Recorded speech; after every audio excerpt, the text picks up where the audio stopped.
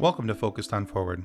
The purpose of this podcast is to focus on recovery from life situations, be it a disease, chronic or acute, perhaps the loss of someone so dear to you in death, or a change of life patterns that has affected you so profoundly that you have no choice but to find your new normal and become focused on moving forward.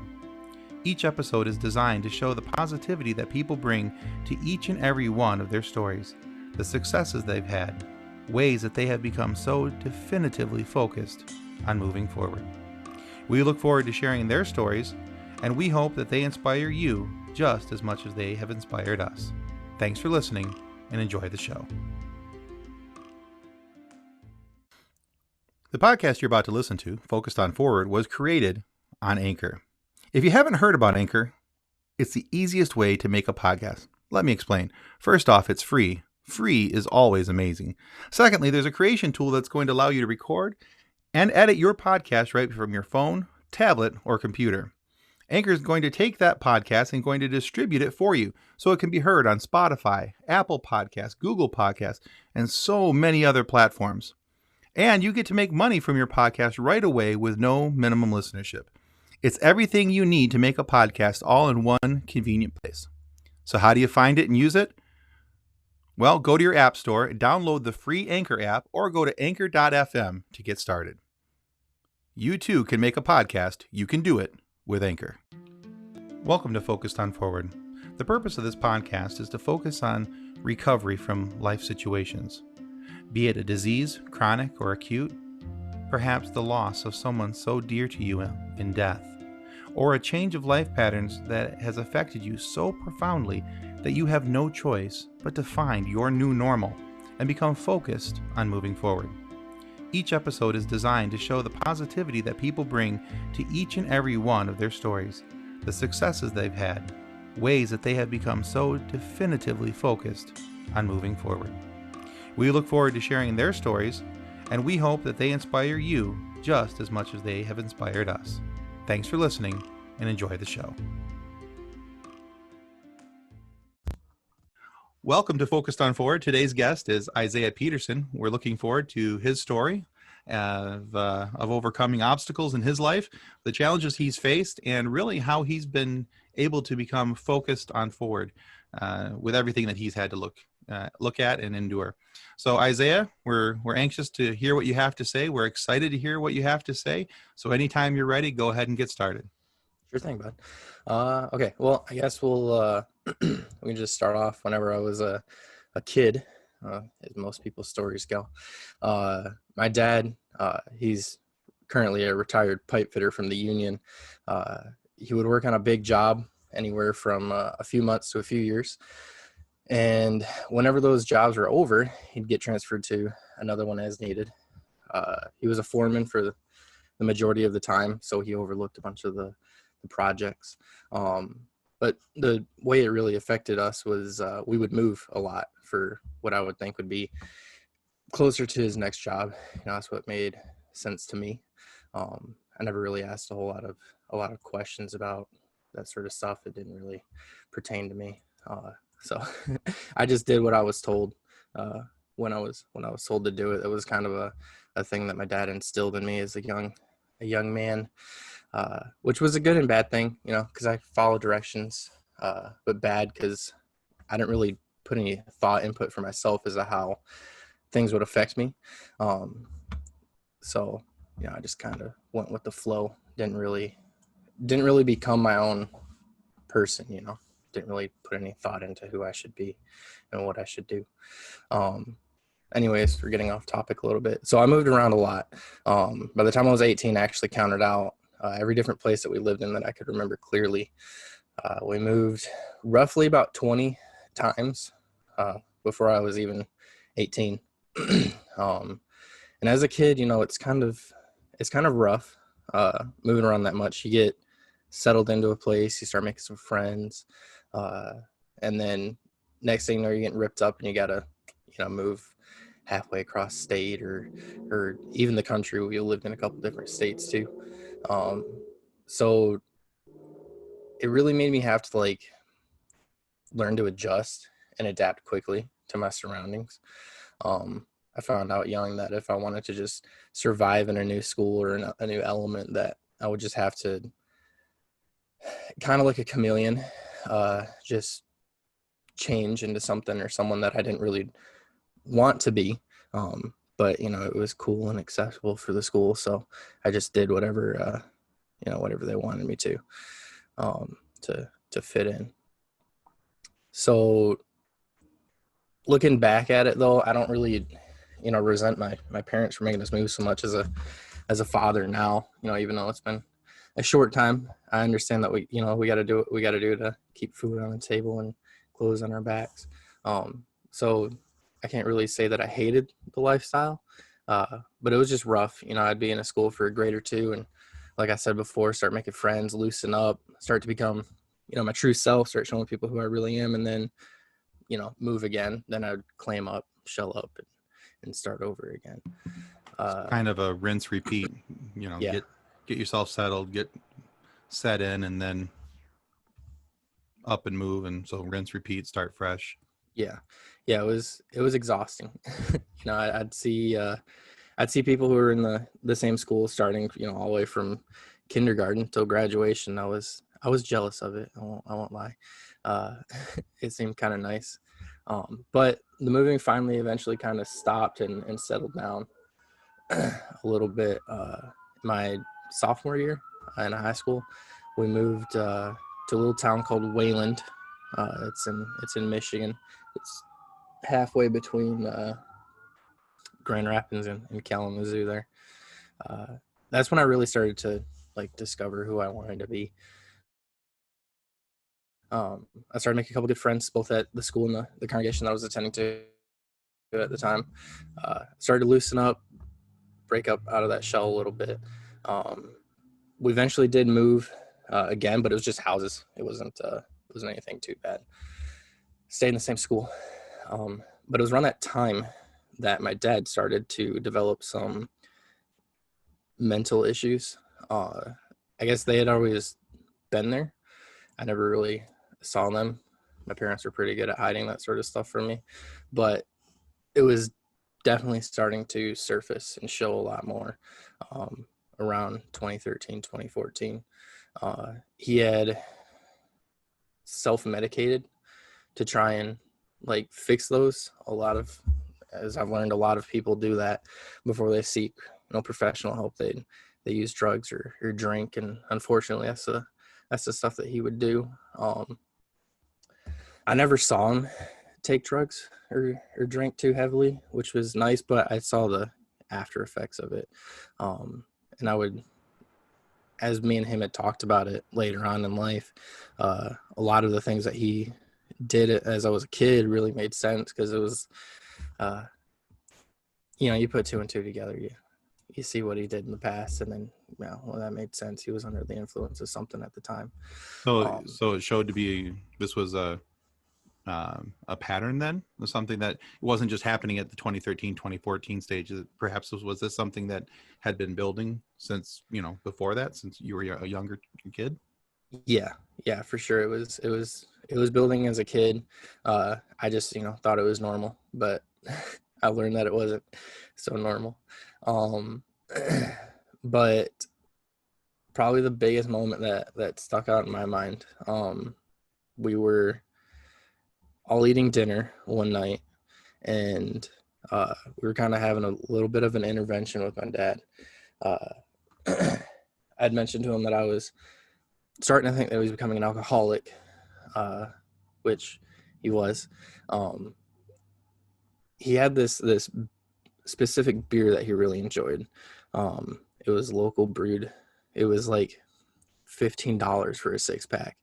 But he would go through 1 or 2 6-packs a day. And at the time we were super low income.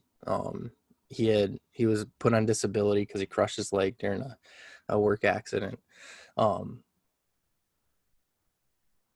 we didn't have any money coming in, didn't have a whole lot going for us, but it always seemed like even if we didn't have enough food for everybody, there was always that 6-pack there for him that he bought.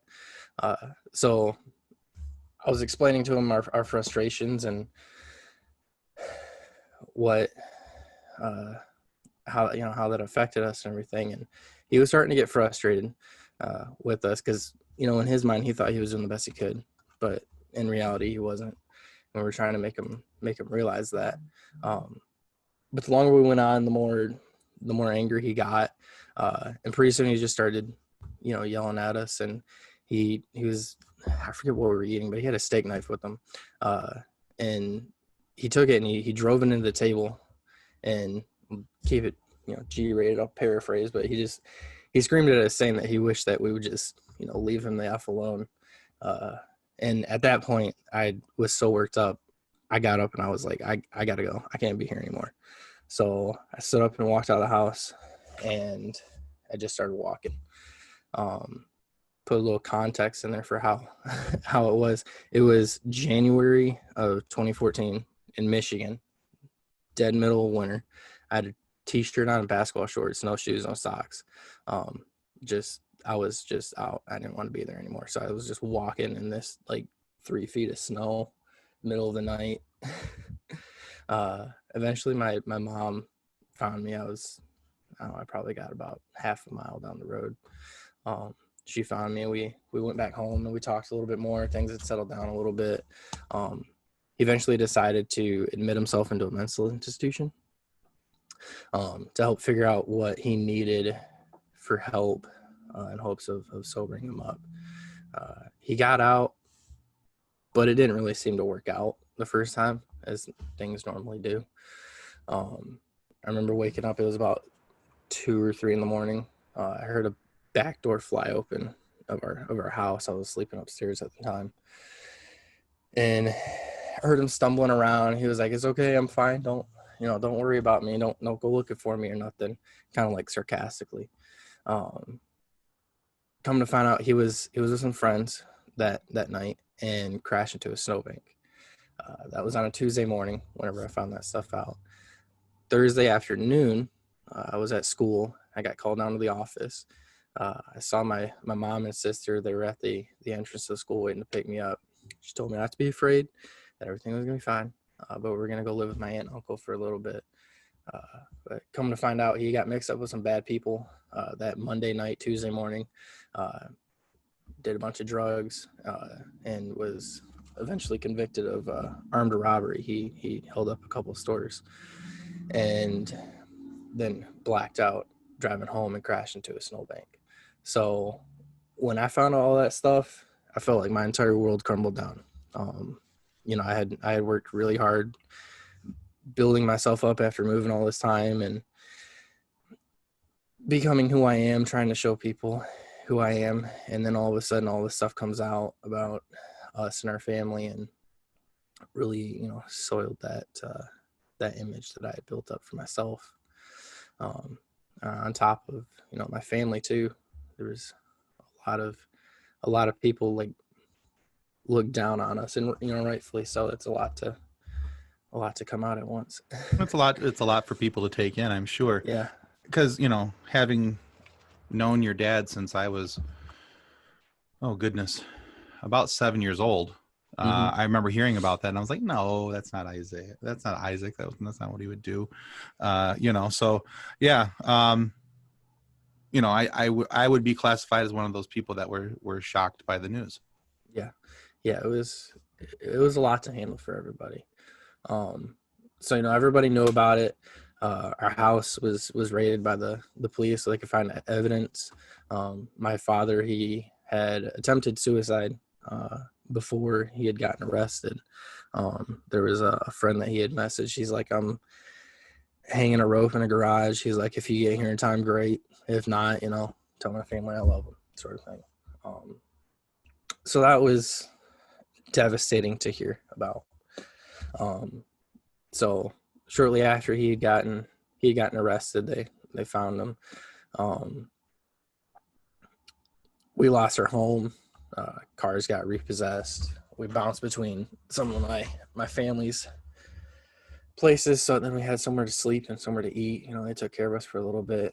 A couple months later, though, I graduated high school, And my grandmother, my dad's mom, someone who I hadn't seen in about 8 to 10 years, showed up just out of the blue, gave me a handful of cash. She's like, I can take care of you guys. We love you. You can come live with us in Kentucky. I'll take care of you. So naturally, I was like, yeah, let's do it, because we didn't have a house, we didn't have a car, we didn't have a job. So I convinced my mom and my little sister to pack up, and we took what little we had and moved to her, uh, moved to live with her in Kentucky So this at would the had to time. have seemed like a quite a boost, because you had nothing, and here was somebody saying, "Hey, I Hmm. can help you get back on your feet," and offering you Yes, an olive branch, so to speak. yes. So it was a blessing. It seemed like at the time. Um, so we moved down there. I was back at square one with how I felt with the world. I didn't have any friends, so I kind of clammed up a little bit again as I did before. Um, she took care of us for sure. She bought us a house that we had to pay back, but things started to get kind of toxic. She was really manipulative and would lie a lot, and if we didn't do something the way that she wanted us to, she would just cut funds. She'd stop helping us out. She eventually repossessed my mom's car because she had bought the car. It was in her name. Just took it from her one night. She had no way to get home because she was out. Um, I forget exactly what the ordeal was, but it wasn't like a major thing why she took it. She just took it because she had the power. Yeah, I think I've So actually heard that story yeah, from someone else. yeah, it was a pretty crazy night. So I was ready to move out. Like, I needed to be on my own. It was at the time I started to self harm. I had this piece of glass that broken off my nightstand, and I was using it to cut my shoulders because I figured that's like the least place someone would see. I always wear long sleeves or hoodies. Um, so I'd use that every night. Decided that if I didn't move on with my life and get my own place and move out and be away from everyone, that I was just going to take my own life, because it seemed like there was nothing else to to live for at the time. And how So how old were you now at this point when you began self harming? I was around 16 whenever I started, but 17 was when it like really took into effect. Okay. Wasn't Yeah, it got really bad. um so anyways, I was talking to this girl. It was actually back before I'd even graduated. We were we were just friends. I kept trying to pursue a relationship with her, but she kept turning me down. Uh, she had just lost her grandfather, and I was there for her night and day. Well, her great grandfather, not her grandfather, her great grandpa. She had just lost him. I was there for her night and day. We were on the phone all the time. So she eventually decided, you know what, he might be a good potential partner. So we started to pursue a relationship together. And that's when things kind of turned around for me. I went for a visit in September. She lived in North Carolina, or lives in North Carolina. Uh, Went for a visit in September, came back, uh, thought about it for a while, went back to visit her in October. And at that point, I was like, I'm just going to move here.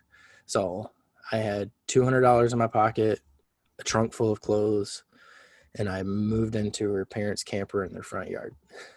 Uh, about a year later, we got married. I was working for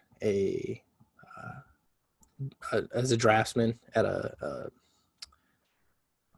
forget what they made now. We made mezzanines is mainly what I designed, like big steel structures.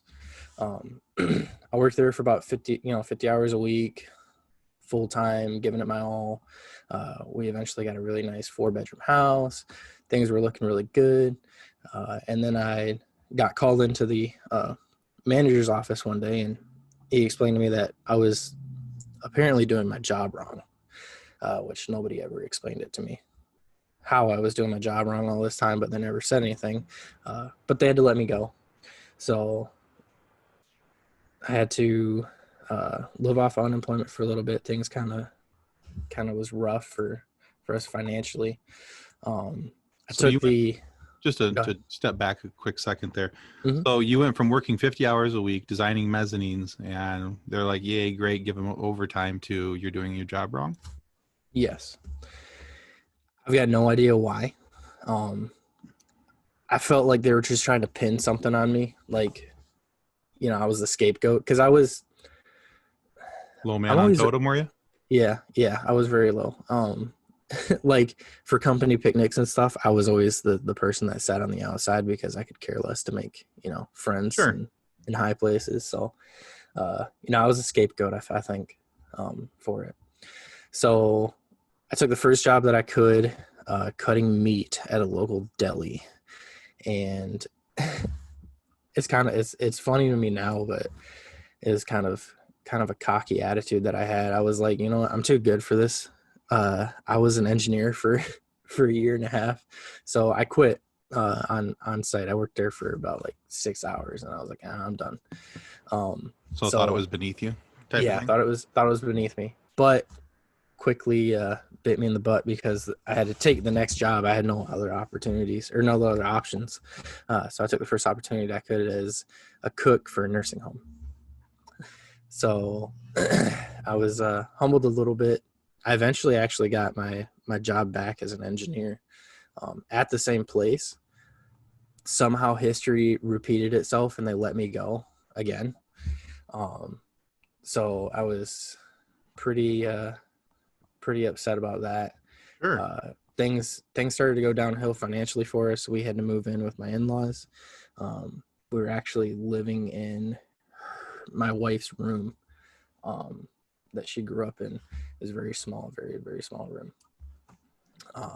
And I got a job working at GameStop, like entry level. I was making $7.25 an hour because that's what the North Carolina minimum wage is for about 12, 16 hours a week. Making like $150, $300 every paycheck, which was bi-weekly. So we were just barely scraping by. And I was sitting in her room one day, and my wife comes in with a pregnancy test and had the faintest little line of a positive. So naturally, we were really excited, but I was also very nervous because I was only working, a handful of hours, and we were, Low hours, low wage, yeah. So living I in a bedroom. started, I can see why yeah, you were nervous. Yeah. very nervous.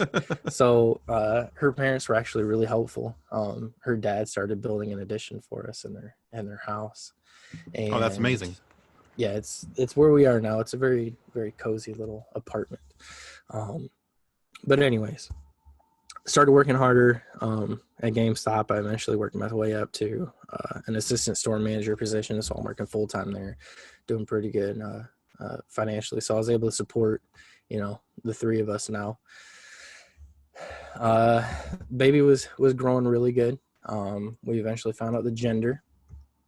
It was a boy. It was what we wanted the first go around, and I thought things couldn't get any better. I'm living in a nice apartment now. Um, got a good full-time job. We got a baby on the way. We went on a date. We went and watched The Secret Life of Pets 2. The baby seemed to enjoy it because he just kept moving around. Jordan felt him all night. I felt him all night too. Um, the next day, I had to cover a coworker's shift. I was going to end up working a double on a Saturday. Excuse me. And we only had one car at the time because we had to sell my other car while we were, struggling financially. And Jordan drops me off. I'm there for about not even an hour, probably like 30, 40 minutes. And I get a call from my wife, Jordan, saying that she was losing a ton of blood and that her mom was taking her to the hospital. So started to freak out a little bit, but her brother came and picked me up, and we drove to the hospital. It's about 30 minutes. That time kind of went by in a blur. I don't really remember talking or saying anything in the car ride there. It just kind of showed up. But what I could remember is it was raining. It was starting to storm pretty bad. So we get to the hospital. Jordan sitting in the waiting room. She said that she could still feel him moving, so that made us, hopeful that nothing was too serious. They get her back into the room, lay her down in the bed, strap on the monitors to her, and they found a heartbeat. So there was a big sigh of relief. He was alive, he was healthy. Jordan said she was feeling him moving, so everything's good. Up until they checked her cervix and said that she was about 5-6 centimeters dilated. So I had no idea what that meant. So I asked the nurse, and she says, well, that means that you're having your baby today. My heart dropped. I had no idea what to feel. I was excited that we were about to have our little one, but I felt like it was a little too soon. I didn't really know how long it takes for, babies to brew. So the nurse asked us how far along she was, and I told her that it was about 24 weeks. And I watched the nurse's face like go from, optimistic and happy that we're about to have a baby to very Concerned. worried really fast. Yeah. Yeah, absolutely. 24 weeks. Yeah.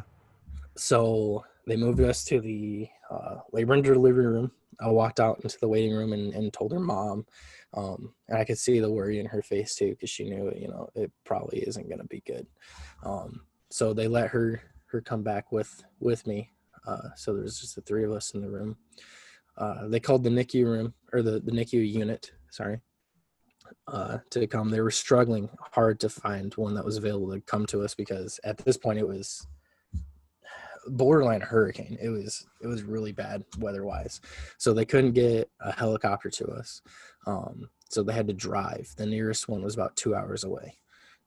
We live in the backwoods mountains of North Carolina, so it was really treacherous to try and fly a helicopter through the mountains during this, monsoon. So they have an ambulance drive about 2 hours away. As we're waiting, they're prepping her, trying to keep the baby in. They're giving him shots and stuff to strengthen him and her for the birth. And they told us that the babies born at 24 weeks, their survival rate is about 70%. And had he been like one more week farther along, would have gone to 90. So I felt a little bit of hope, but not a whole lot. I was starting to get pretty nervous. So they get her to go into labor. The NICU shows up. As soon as they do, doctor breaks her water for her, and within about not even 10 minutes, our boy comes, and he was 1 pound 13 ounces, super small. He was, I think, 16 inches long, so he was pretty long, but he didn't weigh very much. He took his first breath, sounded like a kitten, is best I could describe, like a weak, sick kitten. It was the one and only breath that he took on his own. So they instantly took him to the next room. We didn't get a chance to hold him, and they start running all the lines, the IVs and oxygen and all that stuff for him. It took him about an hour, which seemed like forever. It was the longest hour we've ever experienced. They rolled him in his little, incubator box with all these tubes and stuff hooked into him. It was pretty horrifying to see. We were both pretty scared. We didn't know what was going to happen. So they let us see him for a few minutes. We were allowed to put our hand through the box. There was a little hole that you could, put your hand through. He wrapped his fingers around my pinky. Didn't even go all the way around his little hands. So the van came in for the NICU unit. The experts, loaded him up, drove off. They told Jordan that she couldn't leave just yet. They had to, monitor her. She had, just given birth, so Sure. they needed to make sure that she was okay. But me and my mother-in-law hopped in the van and rode behind them for the 2-hour drive through these mountains. Oh, so she gave birth at the original hospital, the originating hospital, not the NICU hospital. Correct. Yes. Yeah. Okay. Okay. They couldn't transport her. She was way too unstable, they said. Okay. Um, they were practically like had her upside down. So then the baby didn't come before the NICU van showed up. Oh, wow. Yeah. Yeah. Trying to keep the little guy in. Um, so we eventually arrive at the hospital, and they said that they were, stabilizing him, getting him ready. Took about 2 hours before we could finally get in.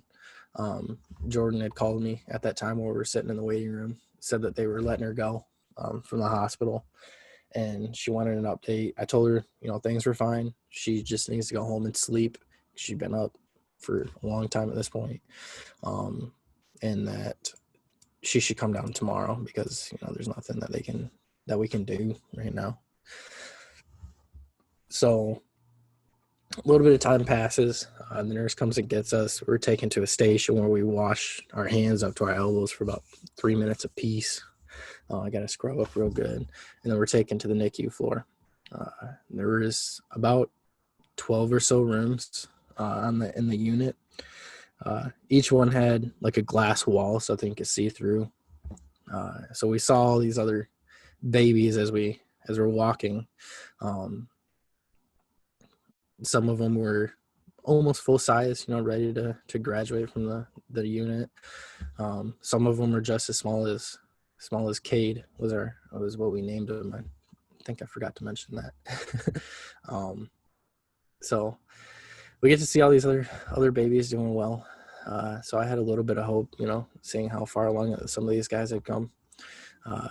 Finally get to his room. I see him laying there in his box still doing good from what I could tell. Doctor came in. She had this like really thick accent. I don't even know where it came from, but she was talking to us. It was kind of hard to understand her. But she was saying that he was doing okay, but he was having troubles getting air trapped between his lungs and his chest cavity. Like it was like constricting his breathing. It wasn't helping him out. So they were trying to work on that, as well as the fact that he's going to probably be in the NICU unit for about 3 to 4 months.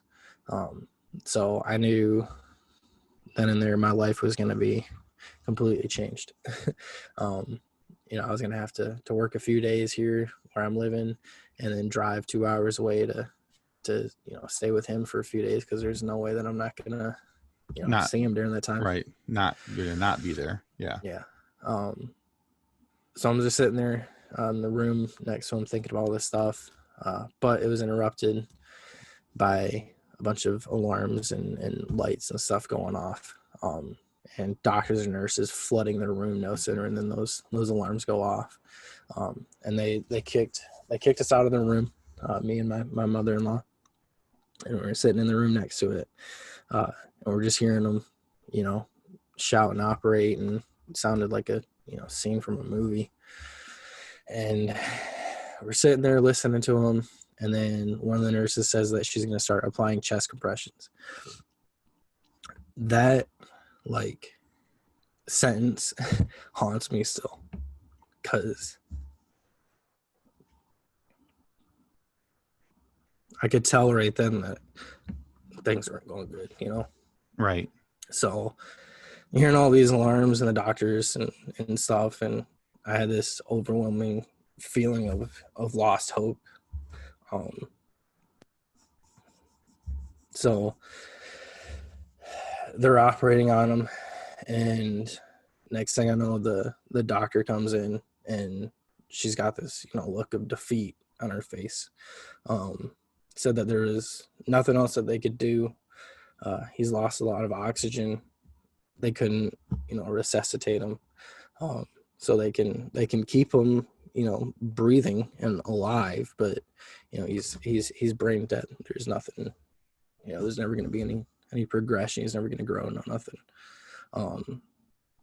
So I had to make that call that it was just time to turn everything off. So called my wife, and we told her that they should head down to the hospital. We didn't tell them what had happened yet because we didn't want, we didn't want them driving 2 hours during that storm in the dark. Now, with that on their mind, we just said, hey, you just need to come down here. Right. Be focused on the drive so she could arrive safely. Sure. Yeah. So I go in there, and he's laying in his incubator, still tied up to all these tubes and stuff, and asked me if I wanted to hold him. I was like, yeah. So sat down on the chair. They handed him to me and slowly started, pulling out IVs and turning off his oxygen. And I held him as he took his last breath.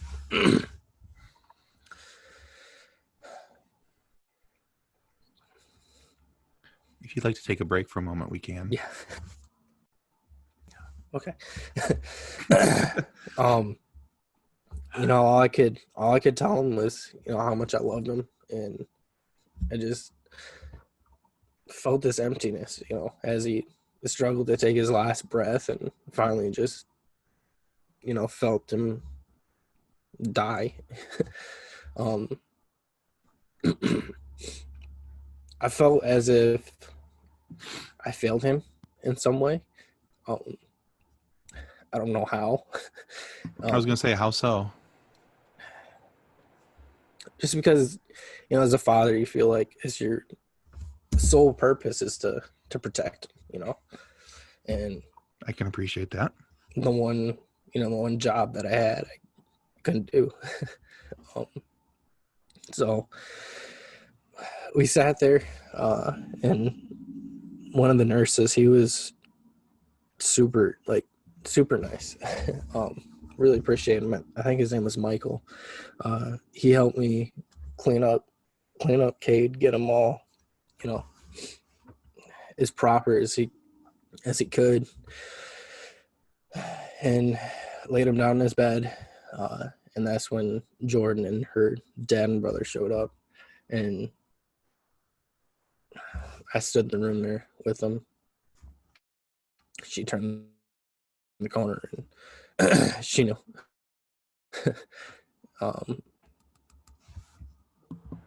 Yeah, I'm sure it was pretty obvious at that point. Eventually moved us into, it was pretty obvious. They eventually moved us to like this family room, with him, and I guess the six of us stood in the room. We were all holding him and trying to take some pictures of him. He had bruises all up and down his body, holes from the IVs and yeah. So we're able to get a couple of decent pictures, not like profile pictures, but we got some of like his nose and his forehead. Just trying to keep all the preserve memories. Yeah. So we were in there for probably like 4 hours, and the funeral, or the funeral home director came from a local funeral home and discussed arrangements, and we decided that we were going to get him cremated. So they eventually rolled him off to have that process done and taken care of. And we had left. We walked out of the room back into like the main waiting room to leave the hospital, and there was actually some friends from our congregation, which I didn't expect. It was like 4 a.m. Oh wow! Sitting in the waiting room for us. So we talked for a little bit, and they said that they were there for us, and oh nice. We eventually made it back home. Finally got in, and we both crashed. We hadn't slept since the day before. We'd been up for hours on end. Yeah, for a while. Just for context here, Isaiah, how old were you and Jordan at this time? That was a year ago. So 22, 23. 22, Yeah. 23. Yeah. That's a lot to handle at a young age. Yeah. Yeah, it was definitely not what I had expected I would ever go through, or anybody to go through. Really, it's nothing anybody should have to handle. No. Um, but we got home and crashed and woke up, and I checked my phone, and there was an unlimited amount of messages and phone calls and people, trying to get a hold of us and give their condolences and ask if we need anything. And a lot of our friends and family took care of us for a couple weeks. But time moves on, so we had to as well. Still nights where I'm trying to sleep and I hear those alarms going off and the doctor saying that she's applying those chest compressions, and trying to get those out of my head as much as possible. Those are hard noises to shake. Yeah, they're very hard. But I try and focus on the good memories. We had a few. We learned he didn't like his feet touched. The nurse was trying to get like his birth certificate taken care of, and they got to do the feet prints. And even though this kid like weighed no more than a book, he would pull his legs back every time the doctor tried to Wasn't having it, take huh? his feet. No, he wasn't having it. So I have good days where I smile about that stuff, and then naturally there's the bad ones where the overwhelming feeling of failure takes over again. But eventually we made through it. We were able to try again within a few months, and a year later we have a 1-month-old. I just put him down to sleep for his nap because he was up with mom all night. So like, I don't know, the feeling of appreciation really takes over. We went through all this, darkness, and finally made it over the hurdle. Things eventually got better. Yeah. I still have that same fear of failure that I do for Cade or for Ace as I do for Cade. I'm always afraid that something's gonna happen to him. But Well, that's not a feeling that goes away. no.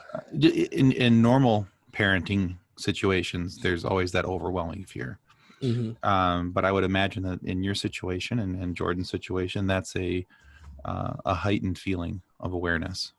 Very heightened. With every sound he makes in the middle of the night, we're both jumping out of bed, running to make sure he's fine. He's just making Doing well, noises nice and as strong. babies do. Yeah. Good. So the biggest thing that I've worked on through everything, growing up and shaping who I am, I've always focused on, not to sound cheesy or corny or anything, but focused on moving forward. No, feel free to plug the podcast name that as many times as you like. It's a good name. I liked it. You can't just sit there and sulk about the past. You got to move forward.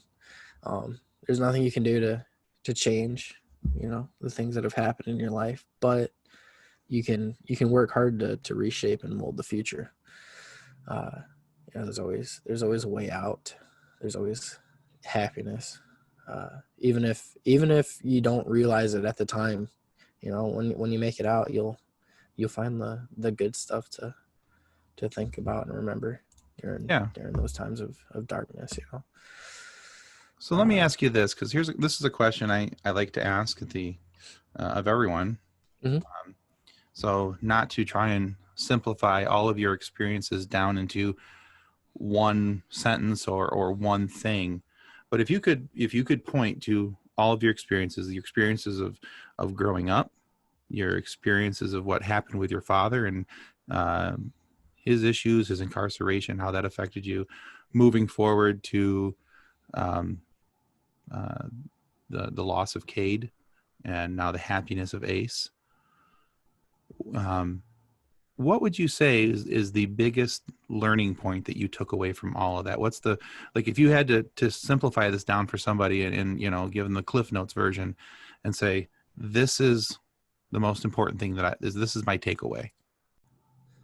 I guess my takeaway is that no matter how rough things will get, they're always going to get better. Darkness can't exist without light. Eventually the sun comes up. Things get better. Okay. Well, no, that seems fitting. You look back at everything that you've gone through, and I scratch notes while you're talking. That's what I do, so I can remember things later, because that's how long my memory is. Yeah, no, I understand. It's a lot of info. But so you look back at everything, from moving to your dad's issues to your own issues. Now, as a another side question over one of the issues that you faced, I want to go back to the self-harm for a moment, if that's okay. Mm-hmm. Yeah, that's fine. Now, you said when you started that when you were about 16 or 17. How were you able to stop that? Or is that something that you still struggle with? I mean, it's something I always still, struggle with. The feeling that I need to is always there. But I have a really good support. My wife is dealt with it. My brother-in-law has dealt with it. My father-in-law has dealt with it. We've all had our discussions, and we're all there for each other. Oh, that's awesome. So you definitely have a support team there. Yeah. With those who understand it. Yeah. Finding somebody that has, the same issues as you. Maybe they're not, going through the same stuff, but their outlet is the same. Helps out, because you can, share your experiences and support each other, celebrate the victories. I haven't, hurt myself in 3, 4, let's see. Yeah, about 5, 6 years now, probably. Good. Scars are still there. They will always be there, but they also kind of serve as a reminder too that, I eventually overcame something like that. Things got better, like I said. Now, scars aren't always a bad thing. Scars can be helpful. They can remind us. They can, it gives you a reminder of your history, things maybe you don't want to repeat, and why you don't want to go back to that space. So that's not always a bad thing. Okay. So how are your mom and dad doing today? They're doing really good. My dad's doing phenomenal. He's worked really hard to improve himself. Awesome. He's gone through a lot of therapy and a lot of psych meds, but he's my dad again, which is really nice. No, that's awesome. Still goofy as all get out, but Goofy's okay. Goofy helps you get through some weird stuff. So so I don't, if they ever hear this thing, I don't want them to think that I resent them or hate them for all the stuff that we've gone through. Everybody goes through something. It's shaped me into who I am today. Yeah, I always say that it's not the journey that matters, it's the destination. Exactly. So yeah, you may have had some bumps and things along the way, and but it's where you end up that matters. And you were talking about moving around a lot as a kid. I understand that emotion very well. I think my last count, I went to 14 different school districts. Oof, that's rough. Yeah, well, we were always moving around. As a matter of fact, once we came up to the area that we live now, the country area that we lived in now, that was supposed to be our last move, and even at that, we moved 4 times before I graduated high school. So it was like we were nomadic. We were always moving. A lot of it was based on the issues that my mother had with my natural father. There was issues with alcoholism and abuse, and so we were moving out, moving in, moving out, moving in all the time when I was real little. So But yeah, so when you were talking about, how it's difficult to start fresh and start new, one of the other things I was thinking about with that, though, is that it actually, for me, and maybe you found this to be that way too, is that it makes me a little bit more of an outgoing person now, Yeah. because I'm used to having to break the ice and talk to people, Mm-hmm. because I was always the new kid, Yeah. you know. So, and I don't know if that was a similar thing that you go through now, because for me, it helped me out because I did online sales for a long time. I did person-to-person sales for a long time, going to job site and selling construction materials. And I always found it very easy to talk to people because, well, I always had, I was the new kid. So, but I always had to explain who I was, what I was, where I came from, Mm-hmm. Why are you here? So, but excellent. So, yeah, this is, really appreciate you coming on today. I Really appreciate appreciate you you. having me. Well, it's, the thing is with our little podcast here is we always want to be a venue for people to share their stories, because even though, somebody may not resonate with everything that you talked about here, Mm-hmm. there's been enough things in your life that somebody can pick one of those things. And even if they've gone through none of those things, I think the positivity of your outlook and how to move forward, how to stay focused on moving forward, I think that really helps, uh, uh, you know, with other people being able to look at their situations in life and going, well, if he can do it, maybe I can too. And, if nothing else, if we're able to accomplish that with these discussions, then I'm thrilled. Good. I am too. So, well, I appreciate your time. I thank you for being here, and I think that will conclude us for today. All right. Sounds good. Thank you. All right. 3 and do. Well, that concludes another episode of Focused on Forward. To be a guest of Focused on Forward, you can reach us through Twitter at podcastfof, through our Facebook page named Focused on Forward, or through email focusedonforward@gmail.com. We look forward to hearing each and every one of your stories that has yet to be told. So until then, be safe, be kind, and be loving to one another as you stay focused on forward. Well, that concludes another episode of Focused on Forward. To be a guest of Focused on Forward, you can reach us through Twitter at podcastfof, through our Facebook page named Focused on Forward, or through email focusedonforward@gmail.com. We look forward to hearing each and every one of your stories that has yet to be told. So until then, be safe, be kind, and be loving to one another as you stay focused on forward.